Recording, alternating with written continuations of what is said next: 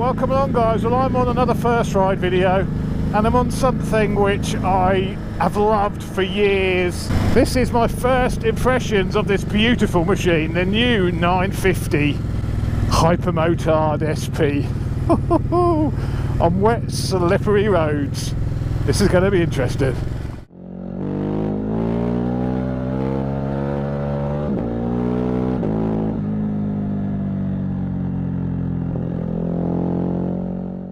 So this is the new 950, still the same 936cc motor, but they've done some work to this. They've changed the pistons, they've done some other magic. Basically they've given it a few more of the brake horsepowers and a few more of the torques over the old model, with revised pistons and camshafts and other good stuff, revised exhaust system. They've also made it about 4 kilos lighter than the old bike. So in theory, this could be my perfect motorcycle. It's got one thing in mind, this bike, and that is hoonage. I've ridden the old 936 version. It was okay. It wasn't the SP. It didn't blow me away. It had a lot of torque, but I was left feeling a little bit disappointed initially. It grew on me as I rode it, but there was an initial disappointment. They say that this new one is much more like the original 1100 air-cooled version, which people will tell you is the best Hypermotard. Ducati have tried to go back to that original roots of that bike, and you know what? Initial impressions is I think they may very well have succeeded. Blipper and quickshifter is fantastic. For a big V-twin, it's hard to get a decent quickshifter and blipper to work nicely. Ducati have managed it on this. This motor really is all about the torque. It always was about the torque, and it's even more so about the torque. It seems that it does pull harder at the top end now, but there's so much torque at the bottom end. I think Ducati say something like 80% of the torque is available below 4,000 revs. That's just insane. For this year it also has the V4-esque TFT. Quite small, but I quite like it being small. I don't want a massive great display on this sort of bike. That is beautiful. Lovely analog style rev counter. Oh, it's a foot out job. Whoa! That is a brilliant traction control system. Whoa! And a very, very good anti-wheelie system as well. Of course, you know, it's a motard. Do you really want anti-wheelie? Well, the great thing about this is you've got the choice. You can switch off the anti-wheelie and leave the traction control on. So it's one of those few bikes where those two systems are separated. That's what you want.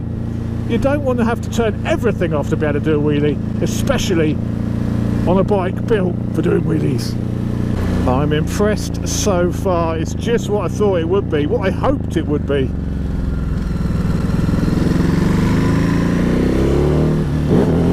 Oh, I might have to turn that. I'm gonna do it. I'm gonna turn the wheelie control off. I'm gonna do it. I'm gonna do it. Hazards. Oh, we've got to figure out how you... Oh, that's the horn. How'd you do it? Oh, that's doing something. Sport. I see. Quickshifter is lovely. The quickshifter's impressed me. Unfortunately, the quickshifter's only an option on the standard bike. Only the SP comes equipped with it. Oh, Jesus, look at this road. Throttle response is lovely. It's very crisp. Considering this bike is all Euro 5, I must say that the recent bikes I've tried this year, manufacturers have nailed the throttle response.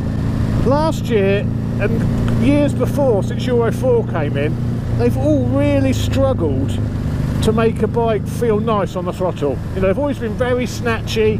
KTM have nailed it this year, and this again, beautiful throttle response. Riding position on it is very comfortable, very motard like. It feels moderately big between your legs, quite wide for a supermoto. I mean, this isn't a pure supermoto because it's a bit big, but It's a bike which offers the supermoto fun, but with a little bit of practicality and perhaps a bit of range built into it. It's aggressive, you're up high, your legs are sort of back, you could hang off it, you could get your knee down quite easily, massive wide bars. It's a position I absolutely love. I love supermotos. The clutch is a little bit awkward. It's lovely once you're rolling, very smooth, very nice, but that pickup when you pull away, I've stalled it a couple of times. It's sort of a little bit of a snatchiness to it.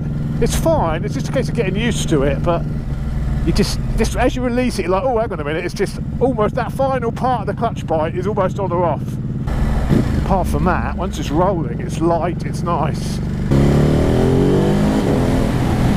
I love that pickup. That initial punch makes an absolutely lovely bike to ride on the road. Grunts, I think this is about 100 Newton meters, just under 100 Newton meters of torque. Oh yeah. The front brake is really powerful, very progressive. It's not M50s or anything. They're Brembo, of course, but they are beautiful. Oh, we brake into the next brake. Combination of front and back brake in this weather. Maximise that braking potential. Of course, this has got an IMU now. This has got the cornering ABS. All of that lovely stuff, cornering traction control. In these conditions, that is fantastic to know you've got that beneath you. Absolutely fantastic.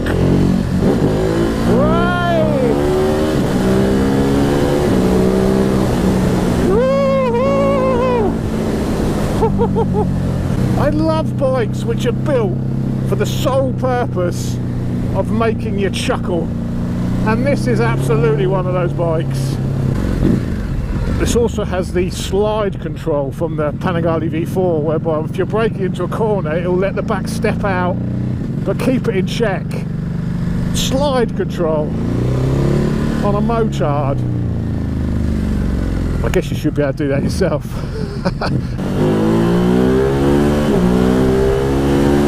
Oh, it goes well. It goes very well. They've got a bit of top end on this engine now as well. I was underwhelmed by the original. I found the gearbox was very difficult to engage neutral and clunky. The gearbox seems like butter on this. That quick shifter's like butter. Some of the things which just annoyed me with the original, not the original, but the 936 version, they're just not there on this bike. What I've noticed, turning it on and off, it's remembered the wheelie control was off. It hasn't turned it back on again as it's been on and off with the ignition. It's remembered it's off. So that's it, it's off. Once you set that, it stays off. Brilliant. Why can't you do that with other bikes? I could definitely see myself on one of these. There's a little bit of initial when you come off the throttle, but I am in the sport mode. If I went to a more touring or I think there's an urban mode I spied, that would probably work better if you were going to go in town. I am in the full-on attack mode. Weehaw! I just watch these wet roads on the supercourses.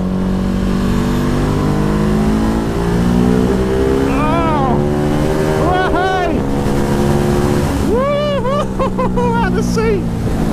Out the bloody sea!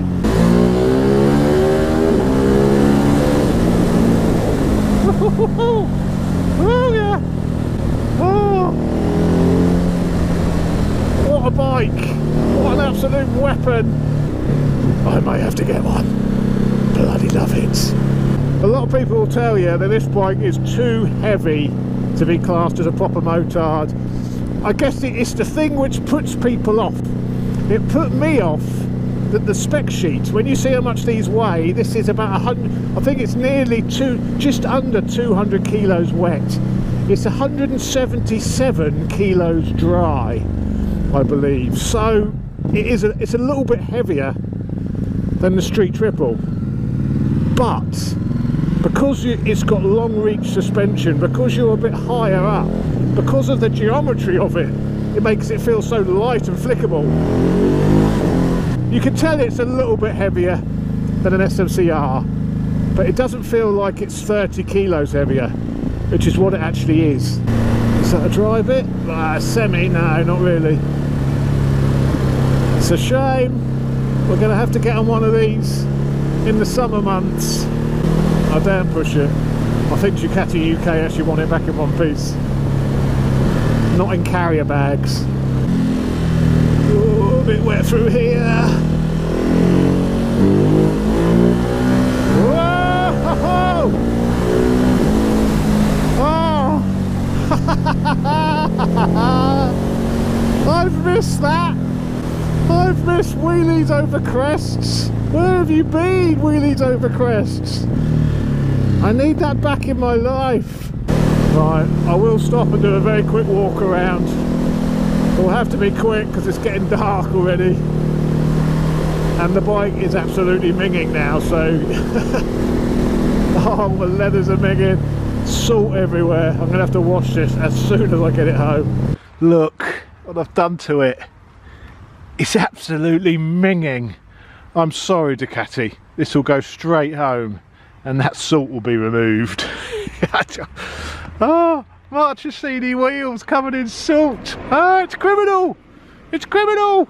So there it is. There is the SP Hypermotard with the Öhlins goodies, the gold Öhlins shocks. For the last couple of years they've used Öhlins on the front. It was the Marzocchi forks. They're now fully Öhlins front to back. There's the rear shock, single-sided swinging arm. The SP comes with the delicious Marchesini wheels, the twin exhausts it's now got, like the original 1100, and even this little tailpiece is very reminiscent of the original 1100. The trellis frame on the back, again reminiscent of the original 1100. Actually, if you park the 1100 and this one side by side, I don't think they'd look a million miles away. They look very, very similar. This one just has a bit more of that modern Gucci-ness about it. The modern fit and finish. Brembos, as I mentioned, not M50s. I don't know what that model of Brembo's called actually, but they work perfectly well. And all of the engine gubbins. How dirty is that? The frame this year, I believe, is made of thinner tubing to save a bit of weight. So Ducati have been through this whole bike to reduce weight. A lot of work been done on the engine to increase power. It feels much livelier, much more aggressive, much more involving than the older bike. The older 936 version I'm talking about. Even though the engine is more or less the same, the engine is only tweaked and played with and fettled. It's the same capacity. The exhaust is a bit 916-esque, where it comes around the pegs like that and up and over. And if you do put the full Termi on it, I think it unlocks another 9 or so brake horsepower, which would be rather delicious. Marchesini wheels, absolutely filthy. Immediate cleaning required. And there is the little logo, in case you forgot you'd bought the SP version. Let's hit the road and head back home and get this thing clean. So there we go, my first little look at the gorgeous 950 SP. Absolutely love it. I will be out on this again. This is my first impressions. I've got this for 2 weeks. Let's just hope the weather plays ball and I'll be out on it again and I'll bring you my final thoughts of this bike, because this is a bike I can tell already. You ride a bike for 10 minutes, well, I've been about 40 minutes, you know straight away whether you're going to like it, and I love it. So the bad thing about this, I better just mention it, is the price. The standard version is 10,500, very reasonable. The SP version with the bling on, the one you really want, the one if you don't get you'll be like, oh, I should have bought the SP. This one is 14.5. It's a lot of money when you think the new V2 Panigale's 15. It's a lot of money for a supermoto, but it is a lot of bike. What I'm going to try and do is do a comparison between this and the standard, not in this weather, in the summer, and see if this is worth that extra money or whether you're just paying for bling bits. So thanks for watching. Massive thanks to Ducati UK for loaning me this for a couple of weeks. Really appreciated. It's the first Ducatis I've been on direct from Ducati UK, so hopefully, providing I don't smash this to pieces, we'll be on some more Ducatis. Hopefully the new V4 Street Fighter, that is also very me, and the new V2. A lot of the Ducatis I haven't ridden. It's the one mark which I've really not had access to, so massive thanks to Ducati UK for entrusting me with your fine steed. I will go home and watch this immediately, I promise. Thanks for watching, guys. Appreciate your support as always. If you're new to the channel, please press that subscribe button, press that bell. I ride all sorts of new bikes and my own bikes. It's all about bike passion on this channel, I would say. I'm a bike nut, I love them, cannot get enough. So I'm a habitual modifier as well. So give me a follow, tap that bell, and you'll get notified of everything I upload. Thanks very much, see you later. This is power level 1, which is full power.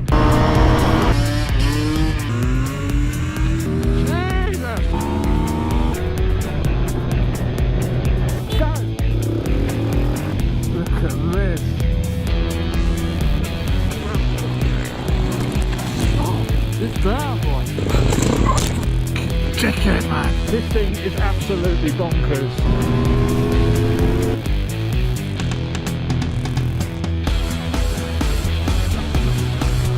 It's also pretty quick.